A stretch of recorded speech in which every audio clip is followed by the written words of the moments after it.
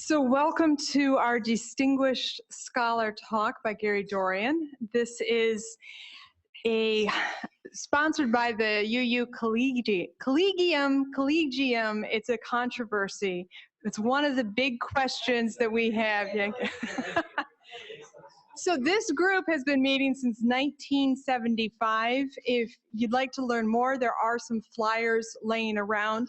On the back is the list of all of the distinguished scholars who have spoken as a part of the conference. There's also a schedule of the conference for the next day and a half.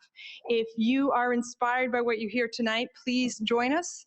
There is just a $20 a day drop-in fee. I also want to just take a moment to honor and recognize the exec team for Collegium. Arliss Unger, who is our past president, Pete Guest, who is our current president, Jay Atkinson is vice president, and John Leaker, who keeps us in order with all of our treasurer registration type things. I also want to thank Todd Clayton for being here. He's a rep from Union Theological Seminary, and we are welcoming some Union alumni here tonight, and we thank them for their support of the reception. Some housekeepings, please turn off your cell phones. If you need a restroom, they're near the elevators. There's a code. We're at 24 Farnsworth Street. It's 2424 star. Okay. And we are recording this event this evening, and we will have that recording made available later. When we get to the question and answer period, I am going to bring a mic around, so please use the microphone so we can have that for the question and answers. And again, I just extend my heartfelt welcome to everyone who's here and just for helping to make this such a great event. It's a great honor to have Gary here with us tonight. And I'll now invite Dan McCannon to introduce Gary. Dan holds the Emerson Chair at Harvard Divinity School.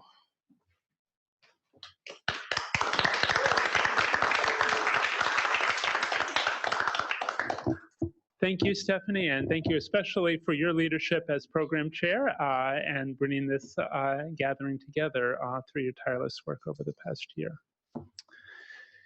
Every religious movement needs visionary leaders to tell us what we might become, loyal institution builders to guide us on that path, and prophetic critics to tell us how we are falling short of our vision. Religious movements also need friends, people who know us deeply but stand far enough outside to hold up a mirror that can reflect our visionary hopes, our institutional realities, and our prophetic critiques.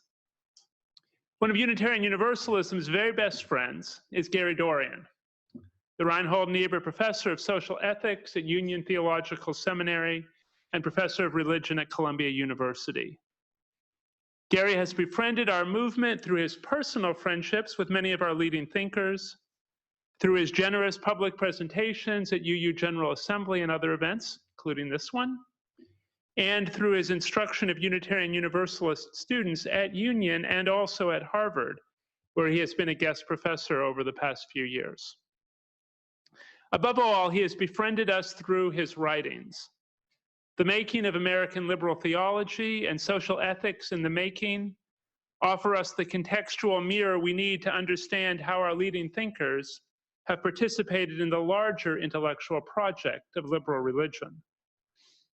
Gary's books on democratic socialism and on the Obama question have guided our public ministry promoting progressive social change. And his current multi-volume project on the Black social gospel promises to help us grasp the context for our ongoing journey toward being a multicultural anti-racist organization that is building up a multicultural anti-racist society. The first volume of that project, The New Abolition, W.E.B. Du Bois and the Black Social Gospel, was released just this month, I believe. Tonight's keynote, Breaking White Supremacy, the Black Social Gospel as Theology, Politics, and Social Ethics, will introduce us to this important new work. Please welcome Professor Gary Dorrien.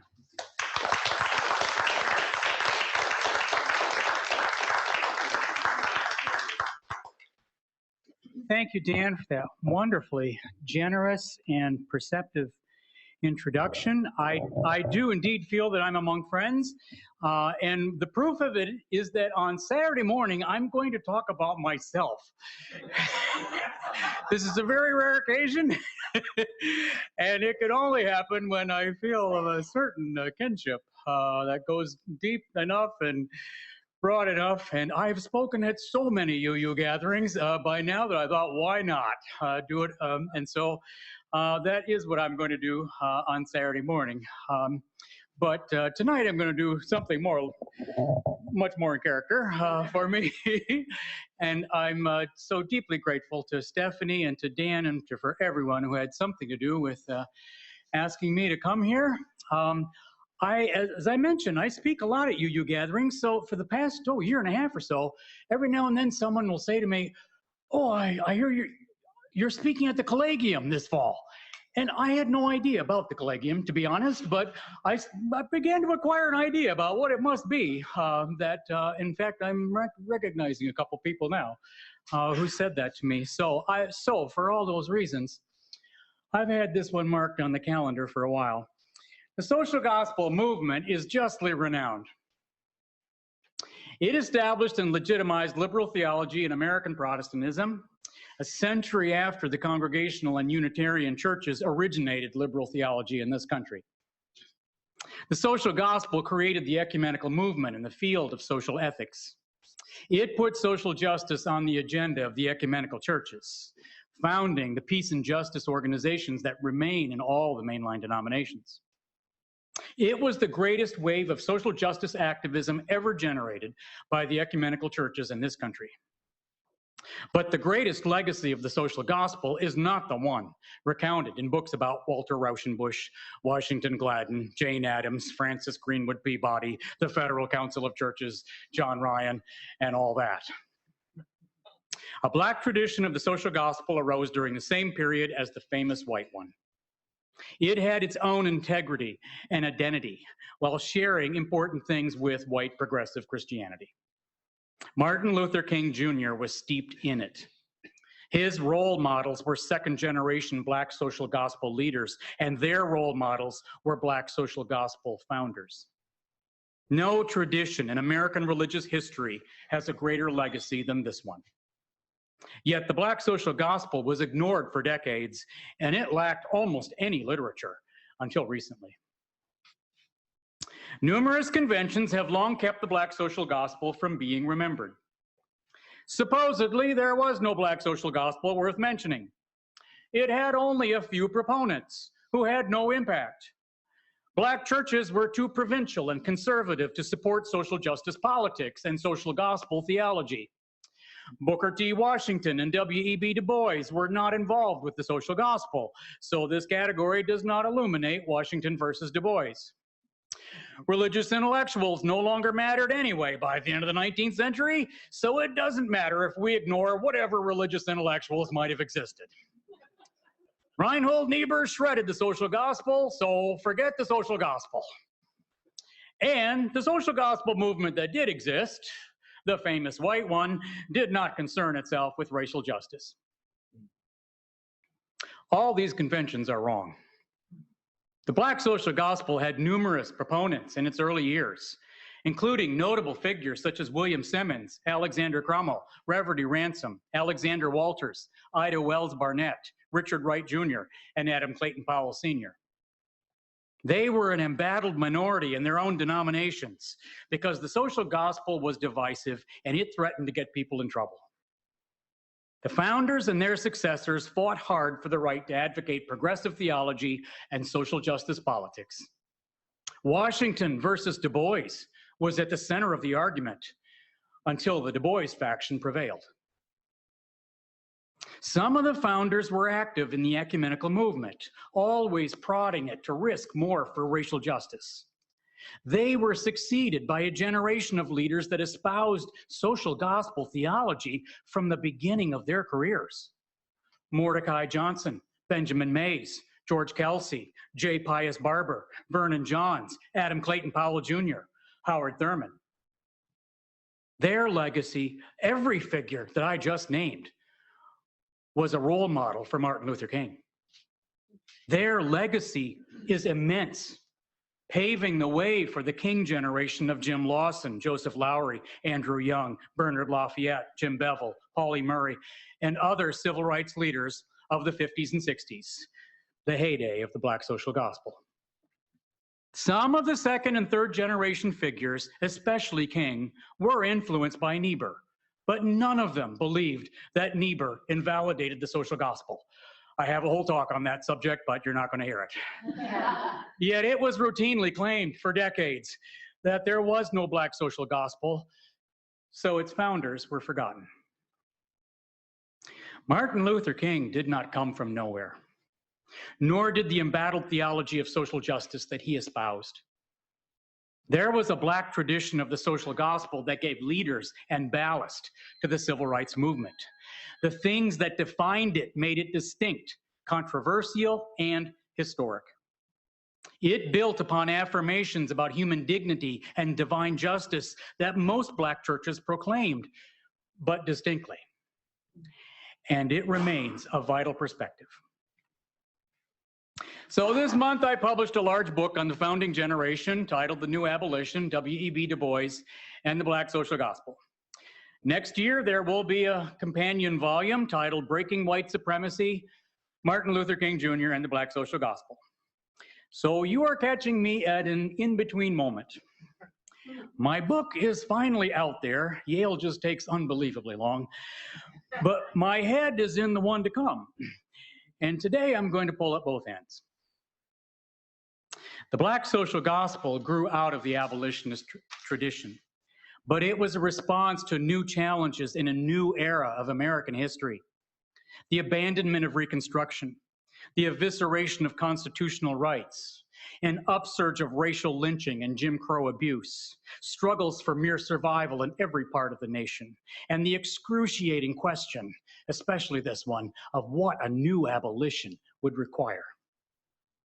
Like the white social gospel and progressive movements, the early Black social gospel responded to industrialization and economic injustice, and it regarded the federal government as an indispensable guarantor of human rights. Like the white social gospel, it wrestled with modern challenges to religious belief. But the Black social gospel addressed these issues very differently from white progressives. For racial oppression trumped everything in the African American context, and it refigured how all these other problems were experienced. White social gospel theologians took for granted their access to the general public. Black social gospel theologians could barely imagine what it felt like to address the general public. They had to create a counter-public sphere merely to have a public. Black social gospel Christianity, like any tradition, can be defined broadly or narrowly. Broadly, there were 4 groups, plus a tiny socialist flank. The first group identified with Booker T. Washington and his program for political accommodation and economic uplift. The second group contended that Black Americans needed their own nation because white America was just hopelessly hostile to Blacks. AME Bishop Henry McNeil Turner and Episcopal intellectual Alexander Crummell were leading Black nationalists. The third group advocated protest activism for racial justice, strongly opposing Booker T. AME bishops Reverdy Ransom and Richard Wright Jr. were leading figures in this group. The fourth group navigated between the pro-Washington and anti-Washington forces, imploring against factional division. Its leading figures included Baptist minister Adam Clayton Powell Sr. and Baptist educator Nanny Burroughs. All 4 of these ideological traditions existed before W.E.B. Du Bois emerged as the intellectual leader of the protest tradition. A full-fledged Black social gospel tradition emerged from them, mostly from the third and fourth groups. It stood for social justice, religion, and modern critical consciousness. This full-orbed Black social gospel, my operative definition of the category, combined an emphasis on Black dignity and personhood with protest activism for racial justice, a comprehensive social justice agenda, an insistence that authentic Christian faith is incompatible with racial justice, an emphasis on the social ethical teaching of Jesus, and an acceptance of modern scholarship and social consciousness. One reason that the early Black social gospel has been ignored is that Washington versus Du Bois sat right in the middle of it. We tend not to think of either of them as being religious figures, and they overshadowed the ministers who argued about Washington versus Du Bois.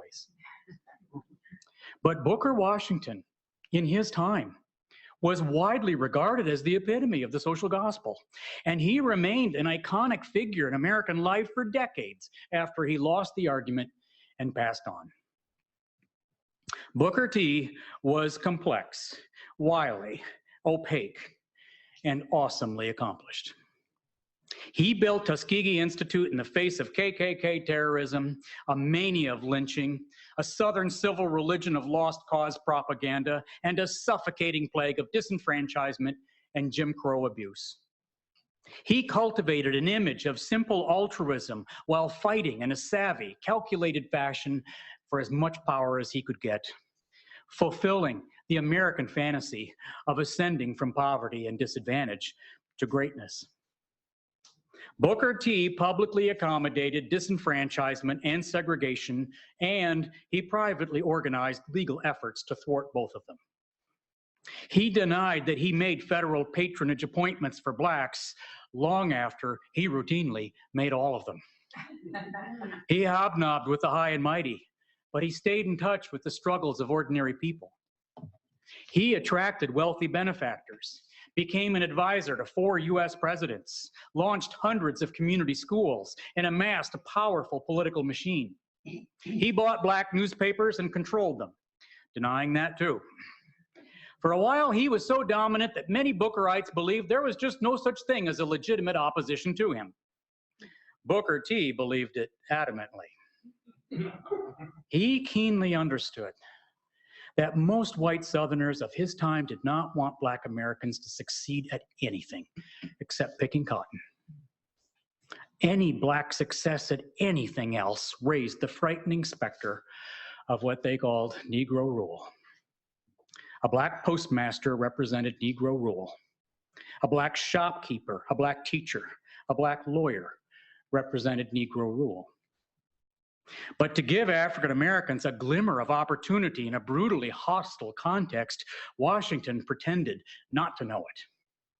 He got to be number one by bartering the civil and political rights of Black Americans for a season of interracial peace and opportunity.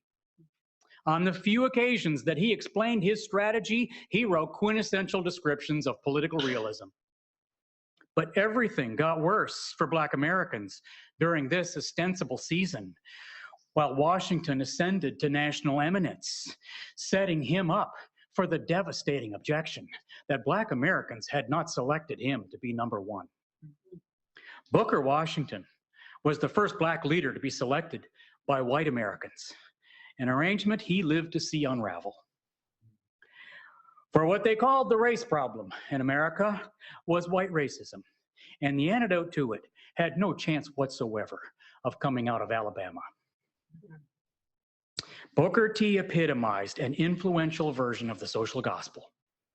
He was powerfully linked with the conservative assimilation wing of the white social gospel, led by Brooklyn minister Lyman Abbott and Harvard Unitarian minister Francis Greenwood Peabody. Abbott serialized Booker T's memoir, Up From Slavery, to his magazine audience, and he lauded Washington as the answer to the race problem. For Booker T, religion was practical. It nurtured the correct moral virtues, and it helped to build a good society. Exactly as his white social gospel friends said. Every alternative to Booker T was compelled to define its relationship to him. Nationalists took the Turner path of national separation and/or African immigration. Then, as now, there were different kinds of Black nationalism. The idea that all people of African descent share something as a nation or people. In the 19th and 20th centuries, the posited basis for national belonging was sometimes biological, rendering the nation as analogous to a biological organism, and or ontological, making a claim about the distinct being of blackness, and or cultural or socio-historical, making a claim about Black cultural authenticity or distinctiveness. But defined that broadly, there were nationalists in all four streams of Black Christianity, Black social Christianity. The emphatically nationalist group espoused more stringent forms of nationalism, contending that Blacks were a distinct people needing to create a sovereign nation state. And even if the statehood project failed, well, at least a Black civilization. Some nationalists devoted themselves to colonizing West Africa, following Turner, or Haiti, following Hawley. But eventually, many of them gave up on immigration, following Crummell. Much of the nationalist tradition shared the emphases of Crummell and Turner on moral uplift, authority, elite leadership, and the shortcomings of ordinary Black Americans. Despite its rhetoric of racial pride and separation, the nationalist tradition ironically played a major role in transmitting assimilationist values into Black American life. Most Black nationalists were politically conservative, and nearly all of them were culturally conservative. Black nationalism had an electrifying moment after World War II with the rise of Marcus Garvey's Back to Africa movement. A generation later, Crummell and Turner clashed over the question whether nationalists should continue to strive for a separate nation state. Turner became the dominant figure in this school of thought and activism by saying yes. The third group vehemently opposed Washington's strategy and his Tuskegee machine, calling for a new abolitionist politics of racial and social justice. The full-fledged Black social gospel emerged mostly from this group. There were many others besides Ransom Wright and Ida Wells Barnett. Baptist ministers Jim Diggs, Peter Bryant, William Jefferson White, Congregational minister Byron Gunner, Episcopal rectors Robert Bagnall, George Fraser Miller. This list goes on and on, but they're all completely forgotten. The fourth group helped to sway the argument over how Bookerism turned out. In the early 1900s, the groups advocating protest and accommodation fought each other ferociously, with a lot of name-calling. Both sides alienated sensitive church people that disliked ideological bickering. Religious communities naturally brought together the rival camps and the non-aligned. At church, ministers appealed to Christian fellowship and racial solidarity. Moreover, many ministers had friends on both sides of the partisan divide. The fourth group urged that Du Bois-style militancy and Washington-style realism were both indispensable. In addition to Burroughs and Powell Sr., leading figures in this group included sociologist Monroe Work and George Haynes, Methodist minister William Brooks, and Baptist feminists Lucy Smith and Sarah Layton. Meanwhile, there was a tiny flank that held out against capitalism. Those of you who know something about my work will just realize why it is that I lavish a certain loving attention on this group that no one knows about. Baptist ministers George Woodby and George Slater were leading figures in this group. Woodby had a long career as a Socialist Party organizer, and he was also active in the Industrial Workers of the World, the IWW, the Wobblies. There were Black socialists besides Du Bois and Ransom in the mainstream of the NAACP, but socialism had a lot going against it in Black communities. A fantasized solidarity with a racist white proletariat, the specter of appearing to be anti-American, and the desire of Black Americans to own property and succeed in the existing system. These factors suppressed Du Bois's socialism for 20 years. For some in the fourth group, the founding of the NAACP in 1909 and the subsequent fading of Booker T nullified the necessity of making a both-and argument, while others stuck to it for the rest of their lives. Two AME stalwarts with fiery temperaments, Ida Wells and Reverdy Ransom, played crucial roles in founding the Black social gospel before Baptists took it over. In the 1890s, Wells conducted a brave personal crusade against the epidemic of lynching, and she appealed to ministers for support. In the early going, there were only two that she could count on: Ransom and Henry McNeil Turner. Growing that list was an essential project of the early Black social gospel, which AME Zion Bishop Alexander Walters took up as a movement organizing imperative. Wells told her audiences that lynching was about race hatred, not about rape. Black men were not raping white women, although some were having consensual sexual relationships with white women. Lying, hypocrisy, and racial hatred folded together in this area, and somebody had to show that the lynching mania had nothing to do with rape. Wells recoiled at digging into this subject because her moralism ran very deep. Often she attended 3 or 4 church services per Sunday, and she held preachers to a high standard of holiness. She hated that somebody turned out to be her, because writing about lynching was incendiary and dangerous. It forced her to flee from Memphis, and sometimes it compelled her to write about salacious things. Wells grieved that the salacious aspects of her reporting harmed her moral reputation. In her telling, white men were the barbarians of the time. White women were much more sexual than their husbands dared to imagine. Black men were victimized by the predatory sexuality of white women, and Black men caught hell for all of it.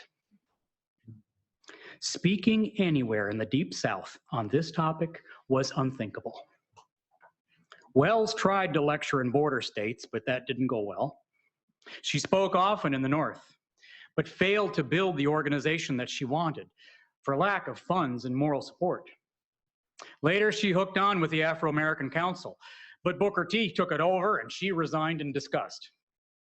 Later, she tried to work with the NAACP, but Wells did not like Du Bois or his enabler, Mary White Ovington, so she settled for loner activism. Wells had trouble working with others, which marginalized her in protest organizations and made her easy to forget after she was gone. In fact, she was forgotten before she was gone, which is why she wrote an autobiography at the end of her life, which then went unpublished for 40 years after she died. It was only published because she had a daughter who just hung in there and made sure it finally got published. And of course, the Black Power and women's movements had arisen by then. But she was a catalyzing figure for what became the Black social gospel, especially for her pastor in Chicago, Reverend E. Ransom. Reverend E. Ransom is the Du Bois figure among Black church ministers. In his early career, he served AME churches in Chicago and Boston, the 2 cities that seemed best suited to support a social gospel ministry. His fellow clergy drove him out of both cities for doing so. Ransom fought long and hard to legitimize social gospel theology in the AME church. He gave scintillating speeches at protest gatherings and abolitionist memorials, acquiring a national reputation. He came out as a protest leader, anti-lynching activist, and socialist, all before Du Bois did, later joining Du Bois in the Niagara movement. In 1912, Ransom made an ecclesiastical breakthrough by taking over the AME Church Review, which gave him a national audience and, importantly, an independent basis as a general officer of the denomination, so now he's no longer under the thumb of a bishop. Ransom pushed hard for social justice theology, forming a tag team with Du Bois during the same period that Du Bois launched the Crisis magazine, the NAACP magazine, which had a spectacular run. Ransom and Du Bois conferred about topics. They boosted each other, and they offered a combined subscription to their magazines. Both of them aimed directly at the educated elite that Du Bois called the talented 10th, and both of them weathered constant complaints that they were too radical for the positions they held. Reverend Ransom did not want to be a bishop, But he worked hard at establishing a social gospel flank in the AME Church, which carried him to a bishop's chair in 1924. In the 1930s, the nationalist strain in his thought grew stronger. It amazed Ransom that white Americans brutalized Black Americans while mustering ample sympathy for persecuted Irish, Jews, and Armenians. Why were white Americans so fearful of Blacks?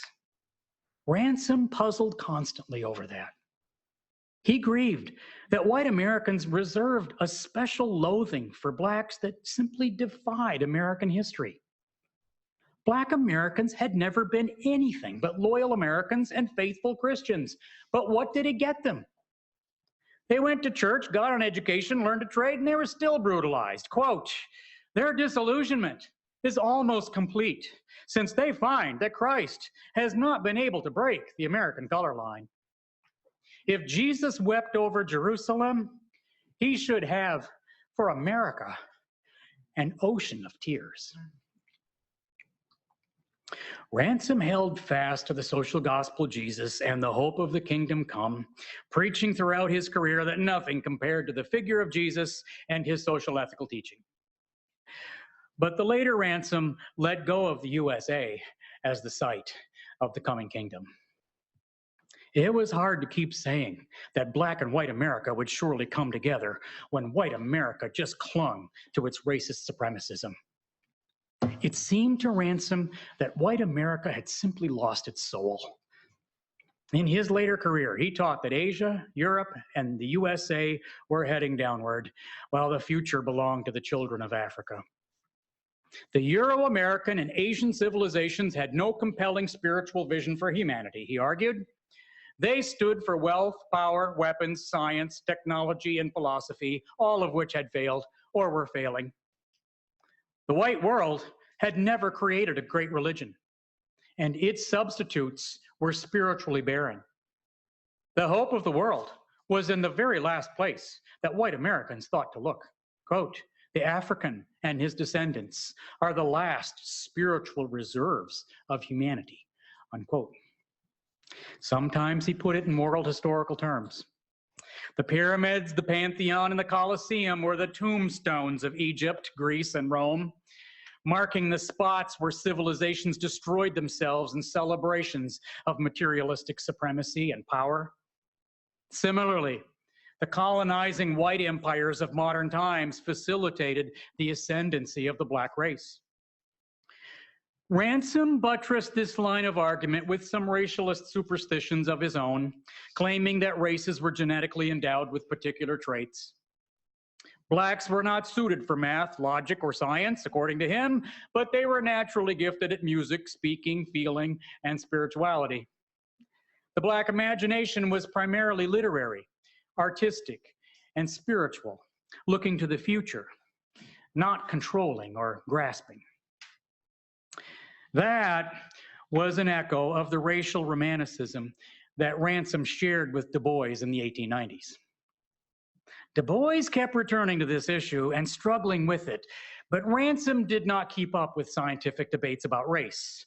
His world got smaller, and the sheer torment of coping with a racist society just wore him down. In the 1930s, he could still give a strong speech or sermon, but his days of enthralling racially mixed audiences with scintillating oratory were past. Ransom's later audiences were church and civic groups, not surging crowds of movement activists. They didn't exist. He felt the difference, and he rued that the AME Church was small and mostly conservative.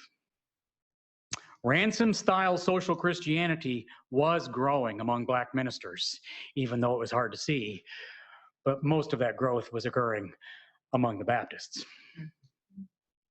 I'll get back to the Baptists in a moment, but first a word about Du Bois. The nationalist tradition said that separatism of some kind was the only salvation for Black Americans.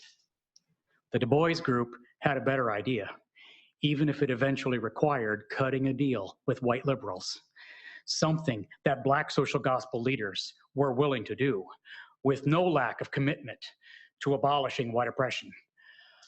I have one whole talk that just explicates that sentence, but I need to keep moving here. Du Bois is central to this story because he changed the conversation and he made everybody deal with him. He did not merely take up an existing critique of Booker T's strategy, putting it more colorfully or memorably. He inspired a revolution of consciousness that defined the problem of the 20th century. He provided a language for the problem of the color line, and he helped to launch the Pan-African movement, the Niagara movement, and the NAACP. And he helped to radicalize the Black social gospel through his influence on Ransom, Wright, Walters, Waldron, Powell, Johnson, Mays, King, and others. The double consciousness that Du Bois projected onto all of African Americans was deeply and powerfully true for him and a source of creativity in him. He was simultaneously Black and American. He grew up with little experience of racial abuse, yet became an unsurpassed critic of the color line. He railed against the evils of white civilization while affirming the intellectualism and progressive social ideals that he internalized from white civilization. Du Bois fashioned an alternative to the draining debate between nationalists and integrationists by affirming his own tortured double consciousness. Black Americans had to stop taking sides about which of their selves to give up, opting for a richer, contentious, full-bodied struggle for liberation and social and radical democracy. Du Bois was educated during the heyday of evolutionary idealism and social Darwinism, and his early writings were shot through with both. It took him years to drop neo-Lamarckian theory and social Darwinism, to temper his emphasis on moral failings and uplift elitism, to let go of romantic imperialism, and to pull back from his neo-Hegelian idealism. Later, he absorbed Freud and Marx, and he dropped the too simple dualistic idea of double consciousness. But through all these shifts and phases, he fixed on exemplary individuality, the character, status, personhood, and circumstances of personal examples. He construed his own life as an example through which he fashioned then his ideas about race, which explains how it is and why it is that he wrote 4 autobiographies. Du Bois mined the fissure between his status as a member of a despised caste and his role as a race leader. He stuck to this focus long after he mitigated its elitist drawbacks by embracing radical democratic socialism. For many years, he had to live down the charge that he cared about elite performers while Booker T cared about ordinary people.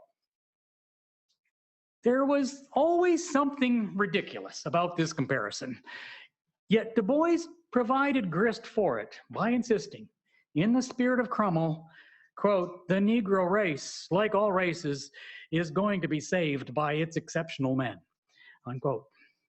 This trope provided quotable material for countless sermons, editorials, church bulletins, and commencement addresses.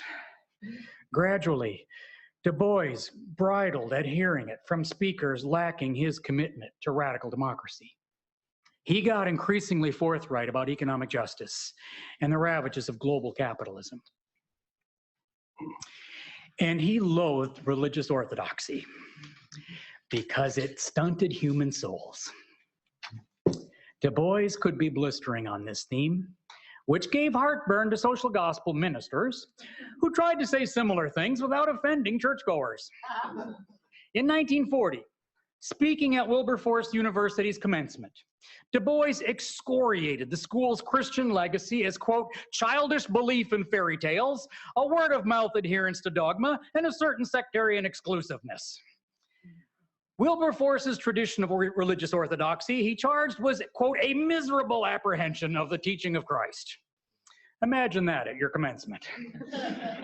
But Du Bois had a spiritual wellspring of his own, a keen appreciation of Jesus, and a lover's quarrel with the Black church. David Levering Lewis is the towering Du Bois scholar that all Du Bois scholars have to deal with, to our benefit. But Lewis is just utterly tone-deaf to the vibrant, yearning, heterodox spirituality that surged through Du Bois's work, refusing to see it as religious, much less as Christian. For years, it frustrated me that scholars just routinely recycled this religion-unfriendly reading, although Manning Marable and Cornel West held out against it. Recently, Ed Bloom and John Kahn have helpfully interpreted Du Bois as a religious thinker. Bloom fits Du Bois much too securely into the tradition of Black radical Christianity, and Kahn fits him much too securely into the tradition of pragmatic religious naturalism. I believe that Du Bois was double-minded and purposely elusive about his personal relationship to Christianity. But however that lays out, Du Bois had a passionate religious spirit.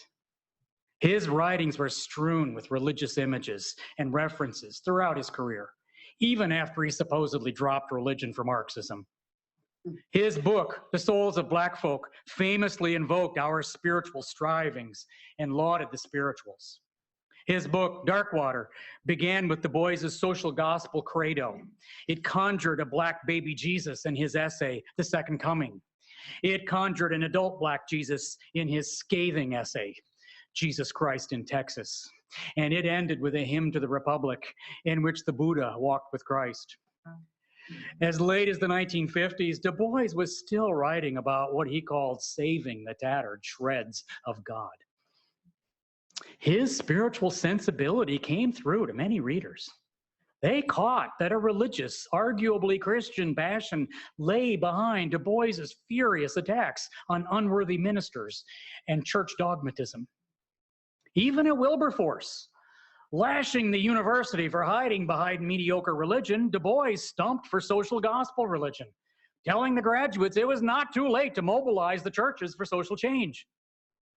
By 1940, that was an echo of what the younger Du Bois had hoped the church would become under the sway of the social gospel. In the early 20th century, he was a critical booster, taking for granted that the movement for Black liberation had to be religion-friendly. Nothing compared to the Black church as a source of inspiration, hope, solidarity, identity, belonging, entertainment, moral language, and transcendence. Any movement worth building had to share in the life of the Black church, speaking its language of hope and redemption. The Niagara movement, and later the NACP, had to have religious leaders reaching beyond its usual circle of urban professionals. The Baptists came late to this story because they had trouble organizing for anything. But in the 1920s, they took over the story that I am telling. All of King's personal role models were figures in this line. And when King founded the Southern Christian Leadership Conference in 1957, he stacked the organization with Baptist social gospel ministers of his generation. The social gospel leaders that influenced King stubbornly believed that ordinary, prosaic, humble, flawed, usually conservative religious congregations were the key to changing American society. They shared with Reverdy Ransom and Adam Clayton Powell Sr. a fascination with the revolt against British colonialism in India, led by Gandhi. Mordecai Johnson, Benjamin Mays, and William Stewart Nelson preached constantly about Gandhi through the 1930s, getting King's attention. I have a whole talk on that one too. My second volume on the Black social gospel, alas, is going to be just as long as the first one, because it will take hundreds of pages to deal with the figures who influenced King directly and the social gospel figures who worked with King, especially Andy Young, Jim Lawson, Jim Bevel, Bernard Lafayette, Joe Lowry, John Lewis, and Jesse Jackson. I take a strong view of King's central importance in this story and of the roles played by SCLC in the early SNCC. I believe that King's formation in the Southern Black Baptist Church and his graduate education at Northern theological institutions were both important to his identity, his thinking, and career. Any reading that minimizes one or the other misconstrues King, which is what happens when scholars fail to credit the Black social gospel that enabled King to play his unique mediating role. King soared to fame because he distinctly bridged the disparities between Black and white church communities, between middle-class Blacks and white liberals, between Black nationalists and Black conservatives, between church communities and the academy, and especially between the Northern and Southern civil rights movements. He was the product of a broadly Black social Christian family and church that prepared him for this role. King was nurtured in the piety and idioms of an urban, middle-class Black Baptist family and congregation. He deeply absorbed the evangelical piety and social concerns preached by his father. He got a more intellectual version of both things when he studied at Morehouse College, where Mays influenced him. In seminary, King adopted a socialist version of social gospel theology and a personalist version of post-Kantian idealistic philosophy, and he acquired a conflicted attraction to Gandhian nonviolence. Throughout his movement career, he was committed to democratic socialism, personalist theological liberalism, and Gandhian nonviolence. More importantly, King got more and more radical and angry as a consequence of failing to break white supremacy. He was more radical and angry in 1960 than in 1955, more in 1965 than in 1960, and more at the end than ever. At the end, he spurned his access to the establishment in order to stand with the poor and oppressed, struggling against complex forms of oppression implicated in relations of racial, economic, national, and imperial power. On social gospel socialism, Walter Rauschenbusch was the foremost intellectual influence on King, and it mattered greatly to King that Johnson, Mays, Thurman, and Barber were all Rauschenbuschian types and admired Rauschenbusch deeply. On personalism, King's doctoral advisor, Harold DeWolf, was his chief mentor, although King knew a lot of personalist thought before he met DeWolf because he'd gone to Crozer Seminary. On Gandhian nonviolence, King was vague and uncertain until Montgomery erupted and Bayard Rustin rushed to Montgomery.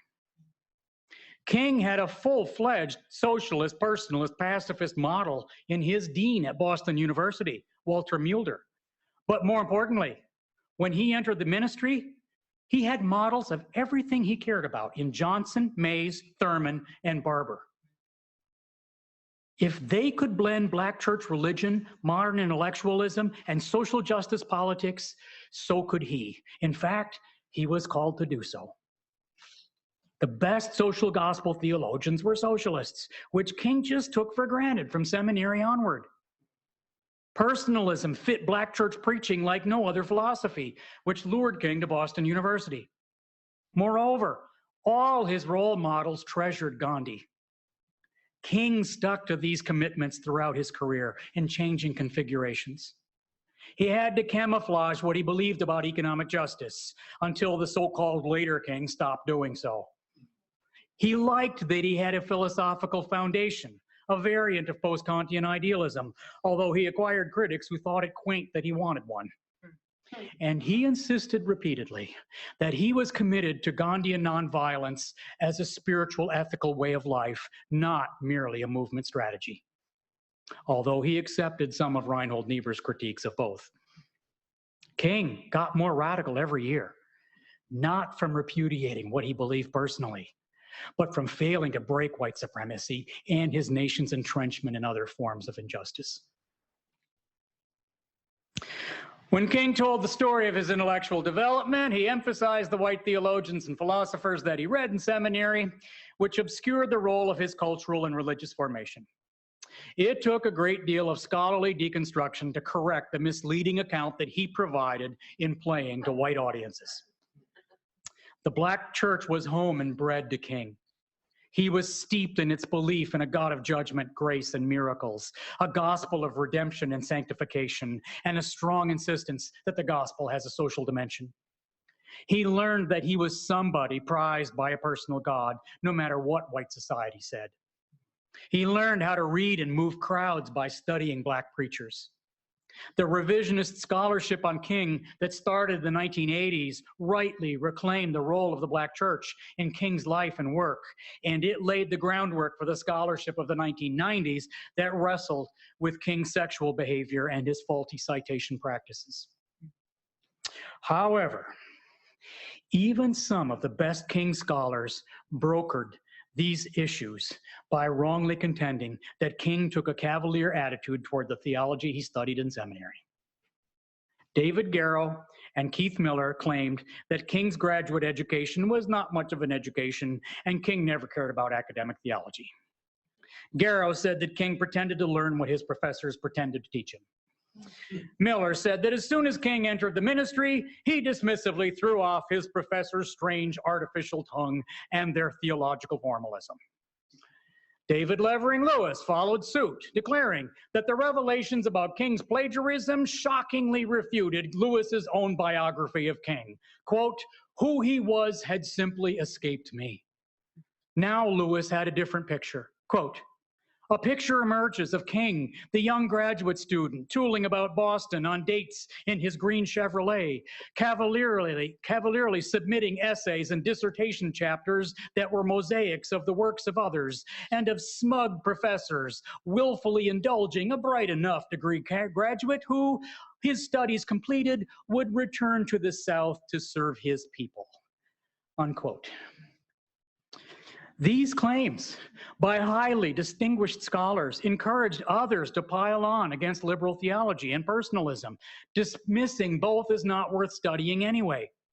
Repeatedly, liberal theology was described in stereotypical terms as perfectionistic religious humanism that didn't believe in sin, and personalist philosophy got similar treatment as a thinly philosophical version of liberal theology. Homiletic scholar Richard Lisher, for example, in his otherwise outstanding rendering of King's preaching artistry, dismissed King's debts to liberal theology and personalism with flat stereotypes that demeaned King and his teachers. Contrary to Lisher and numerous others, the liberal theologians that King studied in seminary, especially William Newton Clark, William Adams Brown, and Walter Rauschenbusch, were long, strong, and vivid on the ravages of personal and collective evil. So were the personalist theologians under whom King studied. This is not a slippery matter of interpretation. The theologians that King studied practically battered their readers with descriptions of sin as badness, depravity, selfishness, and collective evil. Rauschenbusch's name for it was the kingdom of evil. But you have to actually read them to know that. And Lisher and others are just content with the stereotypes. Lisher says that, quote, "Personalism was devoid of the soul of religion, and it lacked any capacity to nurture a common life." King would have been just astonished. It would have just floored him to read that Mulder, De Wolf, and S. Paul Schilling knew nothing of the soul of religion, and they lacked a social ethic too. Mulder exemplified the fusion of vibrant personal faith and social justice passion that King admired and emulated.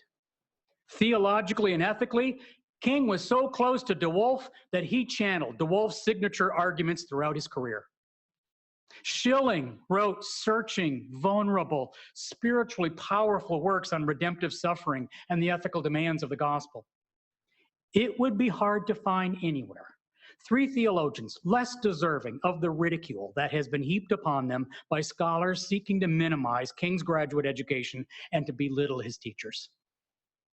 King buttressed his Black church faith with a personalist theological variant of the modern West's richest intellectual tradition, post-Kantian idealism, on which I have a few things to say on Saturday morning.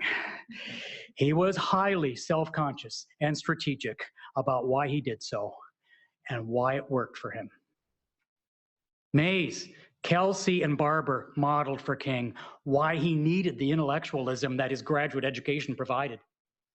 Then King studied under De Wolf, and he wrote a dense dissertation on why personality matters.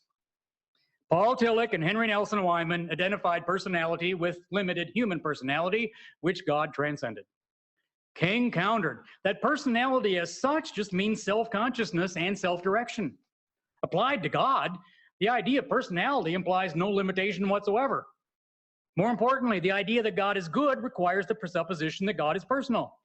No theology, he said, is better than the philosophy underlying it. And the best philosophy for theology upholds a quantitative pluralism in recognizing the manifold realities of sense experience. Yes, there is a real world out there, and a qualitative monism in affirming that reality has a unifying ground. This fusion, this very fusion of black church faith and liberal personalist theology was King's mainstay in a turbulent world. He said so repeatedly, acknowledging that for him, the crisis of belief was personal, cultural, social, and political. He gave highest place to his belief in a personal God and the ultimate value of human personality. If the worth of personality was the ultimate value in life, then racism was distinctly evil. Evil is precisely that which degrades and annihilates personality. King expounded this theological worldview to all manner of audiences in all manner of settings. It was not just church talk to him, and his intellectualizing was not just to impress white intellectuals, although he worked hard at reaching white audiences. The social gospel mattered to King because it was inherently social. It held fast to the gospel belief in salvation, and it was unabashedly political. It was a call to transform the structures of society in the direction of social justice. King was a profound theologian who showed better than anybody since the 19th century how to speak theologically in public, clearly, with daring and conviction, in an ecumenical spirit. The social gospel acquired its name by proposing to change society. It took on the ravages of racism, militarism, and injustice in the name of the gospel imperative to help the poor and afflicted and to break the chains of oppression. It grew out of the abolitionist movements of the black and white Christian communities. And like abolitionism, it marshaled religious arguments for a cause that had little support in the history of Christianity. The churches blessed slavery for centuries before abolitionism arose in the 19th century. The abolitionists had to buck that record when they claimed that slavery was anti-Christian. Their descendants in the radical wings of black and white social Christianity had a similar problem when they claimed a religious warrant for theologies of social justice and abolishing white supremacy.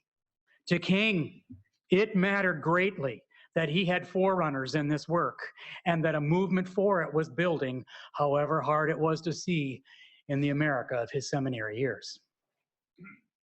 Cornel West, delineating the principal intellectual and existential sources that shaped King, rightly names four in order of importance: prophetic black church Christianity, prophetic liberal Christianity, prophetic Gandhian nonviolence, and prophetic American civil religion.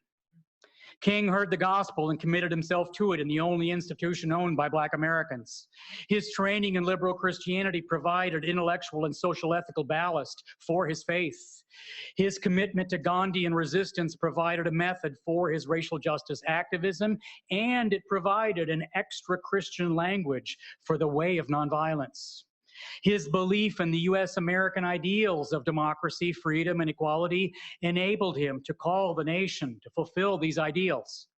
West says that King embodied the best of American Christendom by synthesizing these sources.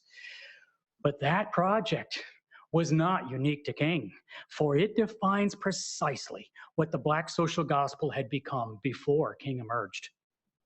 King stood in a tradition of black social gospel founders and mentors who heard the prophetic gospel in the black church, who appropriated social gospel liberalism, who engaged Gandhi as soon as the Gandhian revolution began, and who called America to stop betraying its vaunted ideals. The weakest link in that chain was the one that white America lifted up after King was gone: the dreamer who called America to its own creed. King himself played down this trope in his later life, as it did not comport very well with the surging tide of black anger that he shared with the Black Power movement. It became even more problematic as soon as he was gone. The more that white liberals embraced King as a hero, the more ambiguous he became for blacks still denigrated by white society. it became hard even to remember that King was radical, militant, and angry.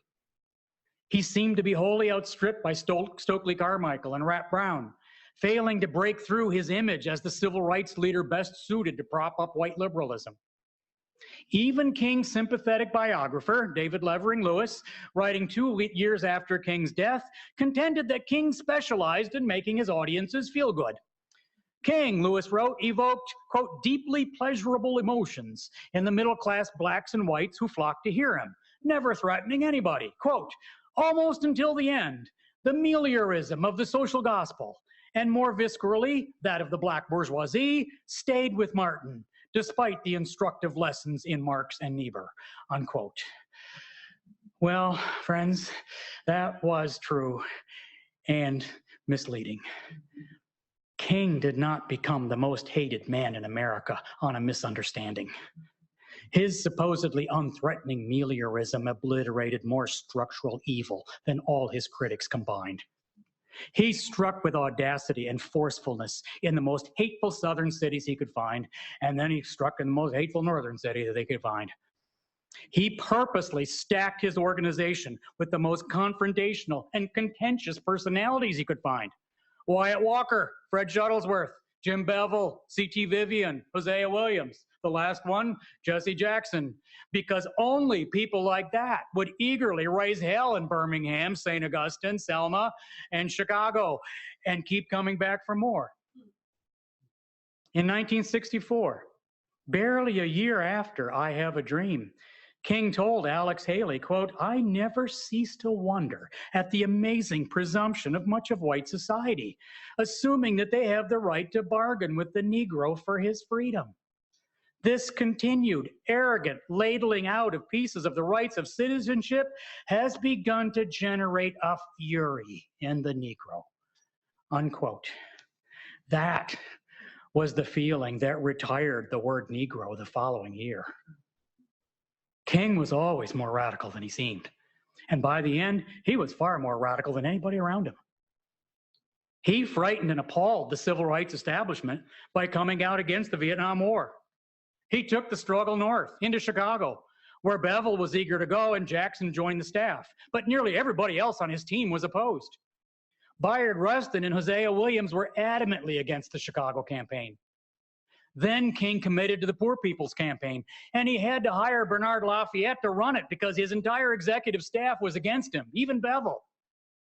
Near the end, he doubled down on the path of public sacrifice, dragging others along. He had never taken care of himself, and he would not change his ways merely because he was deeply exhausted and depressed. As a child, he had sung that he wanted to be more and more like Jesus. In his last years, he bore his cross so intently and with such disregard for his health that friends suspected a death wish. The Poor People's Campaign, which King launched at the lowest point of his life, topped his previous forays into risky, controversial, chaotic protest. He would not be moved by strategic arguments against political reforms, even though they were very strong arguments. He would not be shamed into reverting to middle-class politics. Now he outflanked even Bevel, his usual barometer of going too far. King had to stand with the poorest of the poor and afflicted, otherwise he was not really a follower of Jesus. In March, he told the New York City Union that the next march on Washington would have Black Americans because Black people are poor, and Puerto Ricans because they're poor too, and Mexican Americans and Native Americans because they are mistreated, and poor Appalachian whites that repudiated racism. He knew what he needed to do and with whom he needed to be. He only didn't know where this was heading politically. King was deeply exhausted most of the time in the early years of the movement. In the mid-1960s, he was unfathomably exhausted and depressed. And then it got worse. On occasion, he acknowledged that he might be too exhausted to go on and he needed a year to take off. He fantasized about teaching at Union Theological Seminary or living in Switzerland. But mostly he just bowled forward, bearing his cross, enduring one sleepless night after another, and then rousing himself when he got really low with sermonic riffs about the view from the mountaintop. Andy Young said, you know, that's when we knew. That was our barometer. When he gave that talk, he was at the bottom. He told the SCLC staff, when I took up the cross, I recognized its meaning. The cross is something that you bear, and ultimately, it's something you die on. Every sermon that he gave was a gloss on the beloved community, the kingdom hope of a regenerated society. He was an exemplar of his theme that freedom has no reality apart from power. Power is integral to hope and liberation. Integration requires equal access to political and economic power. Freedom is precisely participation in power. For King, the goal of the civil rights movement was to transform the lack of power of Black Americans into creative, vital, interpersonal, organized power. All could be free, but only if all were empowered to participate. Freedom and integration went together to build the beloved community, a universal goal embracing all peoples and nations. King epitomized the Black social gospel at its best and most radical, which made him the first in the line of what came to be called, shortly after his death, liberation theology. But that was not how it seemed at the time. Liberation theology arose within the Black Power movement, where King was problematic. He exemplified the ethic of self-sacrificial love and nonviolent resistance to oppression as a way of life, not merely a method. He insisted that integration was an essential goal of the civil rights movement, notwithstanding that the movement had no workable concept of it. SCLC veterans like Ralph Abernathy, who retained a simple concept of integration, were disabused of it in the Poor People's Campaign when they tried to impose it, and they failed utterly. The pendulum swung toward liberation by any means necessary, away from King's emphasis on integration and nonviolence. Violence versus nonviolence was said not to be the issue because giving primacy to it preempted what might be necessary for liberation, and especially for just self-respecting community. In the aftermath of King's assassination, my friend and colleague James Cone took for granted that King was a major source and inspiration of the liberating theology that was needed. But the King valorized by white liberals and Black church leaders struck Cone as the exemplar of a white liberal ideal, not a symbol of Black liberation. Cone's respect for King jostled with feelings of ambivalence, and he hated what white liberals made of King. In that conflicted brew of feelings and reactions, Black liberation theology was born. My work on this subject is distinctly important to me, and it is long in coming. Interrogating one's racial bias is exceedingly difficult. Interrogating one's complicity in white supremacy, a structure of power based on privilege that presumes to define what is normal, is harder yet. I am torn between knowing that I am terribly limited as an interpreter of the story I've just told and believing it deserves all the books it can get, even from me. For 20 years, I have sprinkled discussions of the Black social gospel into various books, arguing that the legacy of this tradition is unsurpassed in American religious history, notwithstanding that it is rarely accorded the status of a tradition at all, let alone an important one. 20 years ago, there were not many of us, although David Wills, Ralph Luker, and Calvin Morris did important work in this area.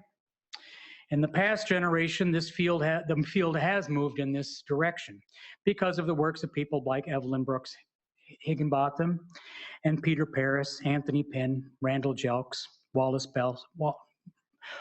Best, and others, some of whom I trust have spoken here at this collegium, who have begun to recover aspects of this story. The Black social gospel had many blinders and deficiencies. It was led almost entirely by male ministers, and very few of them advocated for the rights or public agency of women. William Simmons, Henry McNeil Turner, and Reverdy Ransom were notable exceptions. Martin Luther King was not an exception. Ida Wells Barnett and Nanny Burroughs are major figures in my first volume. and I discussed the National Association of Colored Women. But Pauli Murray is the only woman of comparable stature in Volume 2, and she was an outsider to all of it while it unfolded. I have extensive discussions of Ella Baker, Diane Nash, and Fannie Lou Hamer, but they were organizers, not religious intellectuals. And Baker's exclusion from a leadership role in SCLC symbolizes exactly the clerical gender problem that's at issue and is all over this topic. This is a story about ministers that conceived the social gospel as a new abolitionist theology and that raised the demand for racial justice to a new level of public agency. They became important public intellectuals in the process, paving the way to America's greatest liberation movement. I am therefore making a continuity argument about a wrongly overlooked tradition, but always in a way that holds to the specific line that led to King, the way it happened. For all that Daddy King influenced his son, neither Daddy King nor any of his buddies would have kept the bus strike going in Montgomery, or struck hard in Birmingham, or opposed the Vietnam War, or spurned President Johnson, or emphasized economic justice, or called a Poor People's Campaign of marchers to the nation's capital.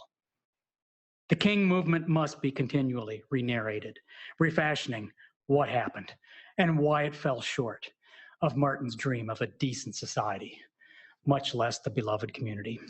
Thank you, friends.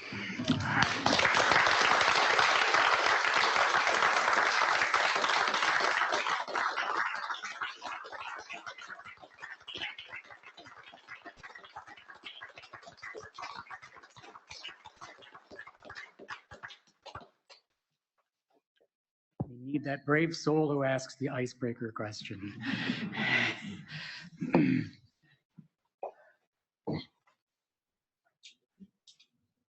Would you like a glass of water? I had one over here. Thank you. I couldn't see you take a sip. I'll do that. No. Well, I knew I had too much stuff here, and so I just kept racing through it.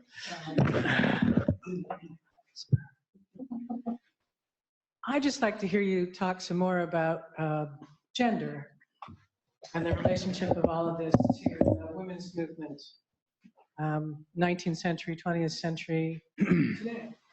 Thank you. Well, firstly, you do have these remarks.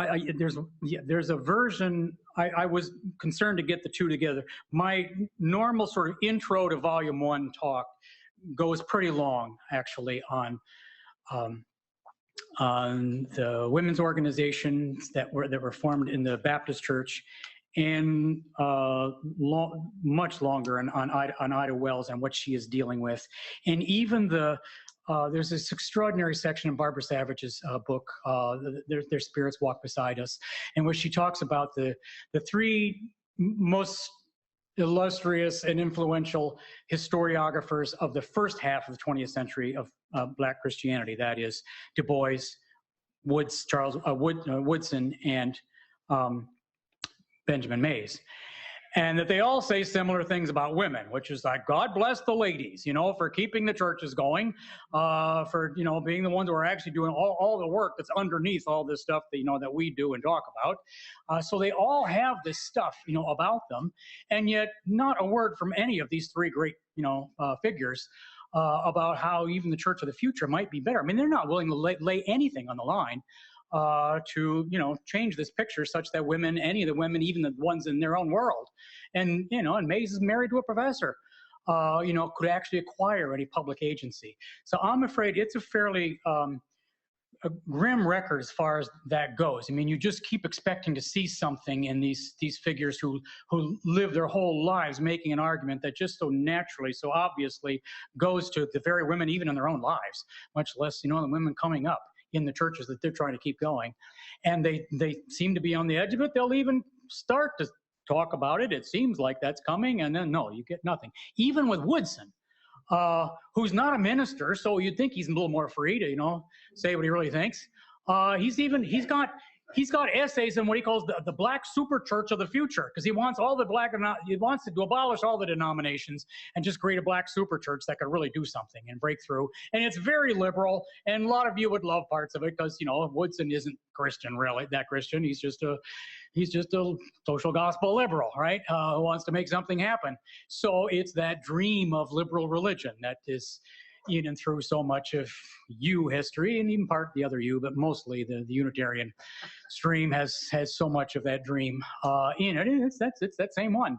But where are the women? They're not even in that vision, those visionary essays that Woodson writes. Does he have even more of a place for women? Why? He just can't imagine black churches in which you don't have that commanding, strapping, charismatic black male minister, the entrepreneur who is, as James Farber put it, a king in a private kingdom. That's church as he has ever experienced it, and that's just the central thing. And he can't imagine women in that role. And so even someone as progressive, Woodson is progressive on everything else. And this is one of the things I do linger on. This part of my normal volume 1 talk, all that king stuff sort of came at the expense of this. So that sort of frames it. You have these sort of great figures here in the first half of the century who just aren't there at all.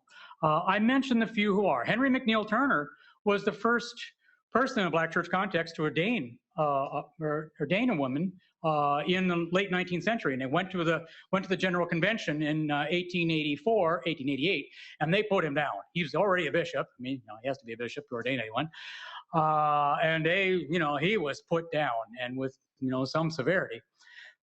Don't do that again. And so he ruled the day. Turner had been largely fundamentalist in his own theology. He really isn't questioning much of his kind of childhood fundamentalism on certain theological topics until that occurrence.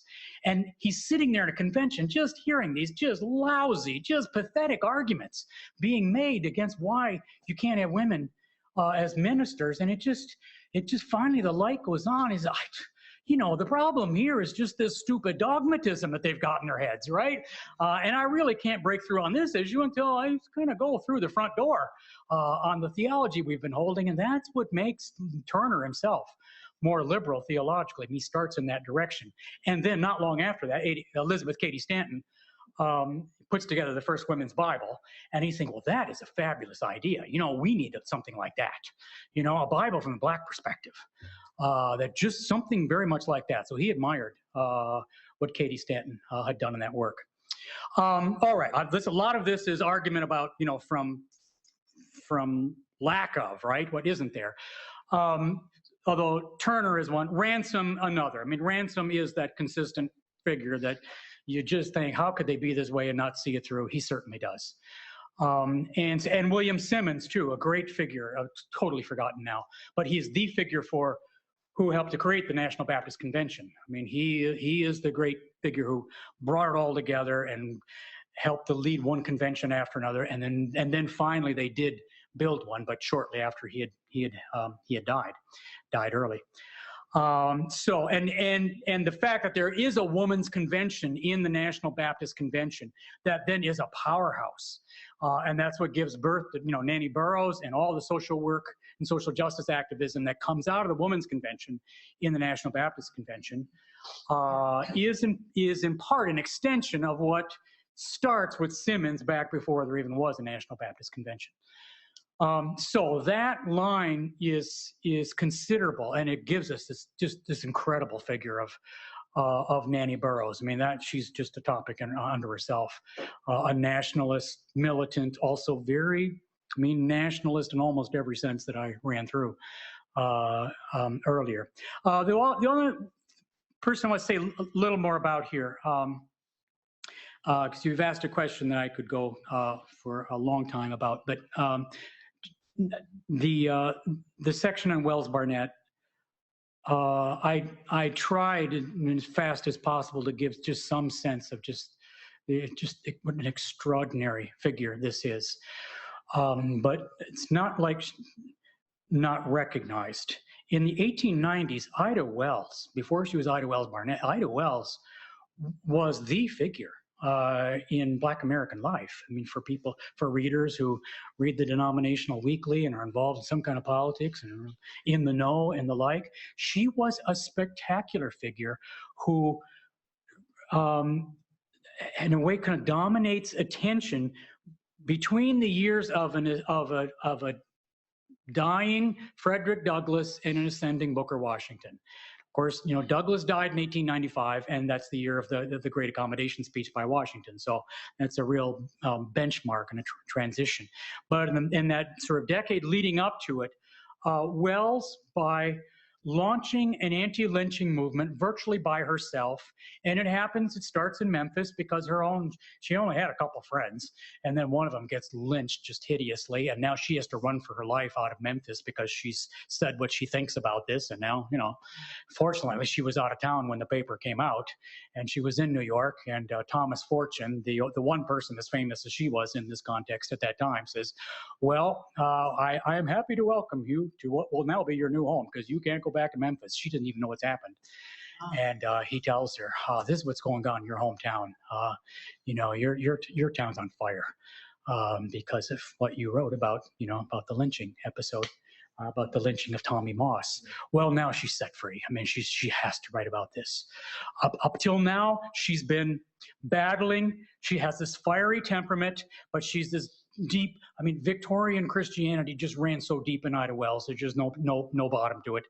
And so she's always admonishing herself for having a fiery temper and, oh, I'm not even going to make it into heaven and I need to just pray more. And she's, you know, prays 6 times a day and she just can't pray herself into a being nicer person. And gets angry at these lynchings, some of them, and then that's what scares her. She's so angry about lynchings. And wanting to say something, but she lives in Memphis, knowing how that will go. And now finally, when it happens to her friend, it sets something in motion. And now she's out trying to create an anti-lynching movement. And it's the most incredible thing. Now, you know, it's not like she changes personally. Ida Wells has trouble making friends her whole life. She's temperamental, she's self-righteous, but it's not for lack of trying. She does keep trying to organize, be with people, because she gets that this loner model of mine, where I come around, give speeches, and tell people they ought to start up an anti-lynching organization is in your town, is just doesn't really cut it. You know, I could do better than that. In fact, her model was Frances Willard, the Temperance Union. That's what she wants, which does help to explain why she is so mean to Frances Willard. I mean, she just lays out Willard, just something awful, just blistering stuff that she does, and really tries very hard to ruin Willard's reputation. But there is, among other things, there's more to it than this, but there's some jealousy here, because Frances Willard is who Ida Wells wants to be on another issue. She does it for temperance. For Wells, you know, they could pay to give lectures, you know, go hear about lynching, a far worse plague than alcohol, even though Ida Wells is very much against alcohol too. And, you know, she had 2 tours in England where she got fantastic reactions. I mean, there were Anglican priests and 1 nonconforming minister in England that set up these incredible tours for her, where she's speaking to, you know, up to 1,000 people at a time.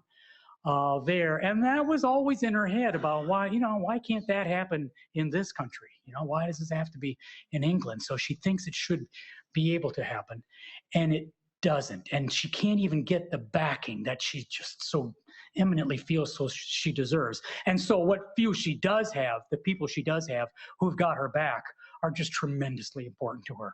And Turner is one, but then Turner is a piece of work, and, you know, he's alienating people all the time with Back to Africa, and you know, Turner is just blisteringly abusive toward ordinary people. So that can only go so far. As I mentioned, she did try. I mean, the NAACP was one of her last attempts to, you know, hook up with something, because there, I mean, you do find there is the answer to her plea. I mean, decades long of wanting an organization that privileges lynching and racial justice activism. And she did try to be in it. But, you know, it's hard for Ida Wells to be just one among others in a group. And of course, from the beginning, the NAACP was marked out that this was going to be a vehicle for Du Bois, and she did not like Du Bois. So that's how that went. Yes. Thank you so much for your work and your enthusiasm. It's just always awesome to witness, Gary. I'm curious about this underattended to part of history in terms of King's meeting with Thich Nhat Hanh and the influence of that on his turn with the Vietnam War. Just wondered what you've kind of covered in your own research on that.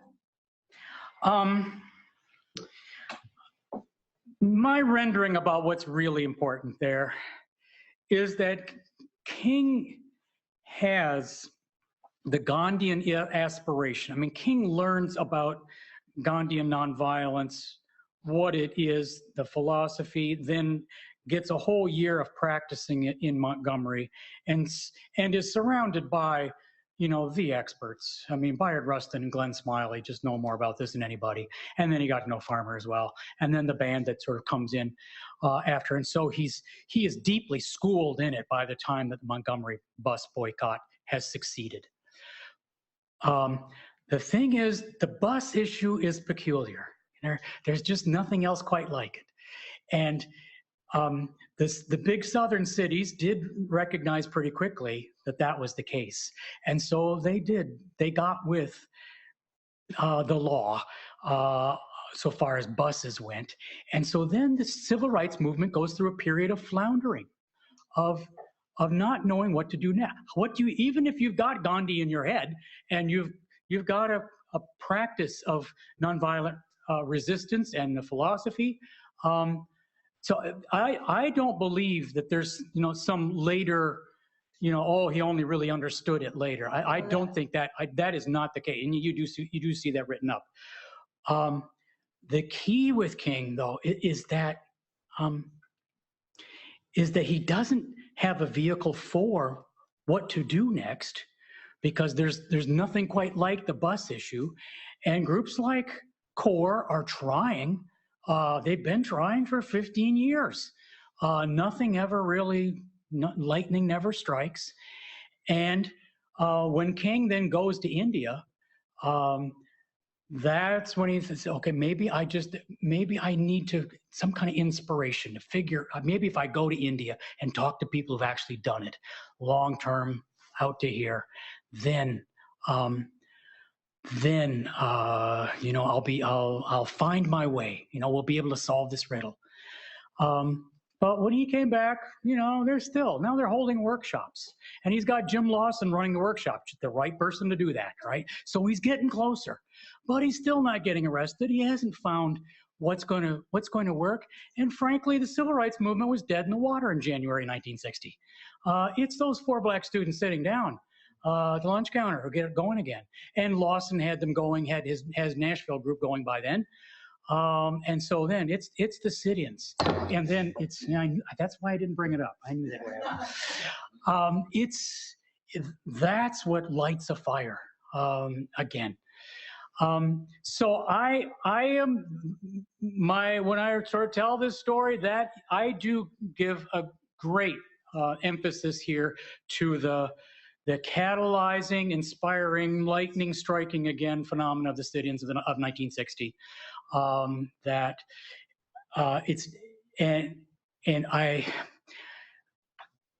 King, you know, he keeps learning, he keeps, you know, reconfiguring, applying it in different contexts, screwing up the nerve to get arrested, although he never really likes getting arrested. I mean, he always suffers with it in a way that's more than people around him. But I am making a continuity argument about what's in his head, you know, about him all the way along. I'm not therefore inclined to say, oh, it's because of Rustin, it's because of Thich Nhat Hanh, it's because of any particular Gandhian he met. I mean, you know, those versions of the story are told. I'm just not, you know, To put it differently, my rendering of it for all the theology that's in this book, and, you know, they go on for too long because of this, but I'm very political. I just think this is finally this is a political struggle for justice. And he's mobilizing people into that struggle who weren't there before. And there was a long backstory of people realizing that's when it could really change, is if that happened. And they've got to figure out how to make it happen. And, well, finally it did. But it's amazing how long it took.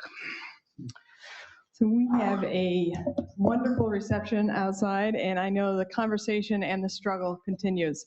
So let's move to the reception where the conversation can begin, and after we say one more thank you. Oh,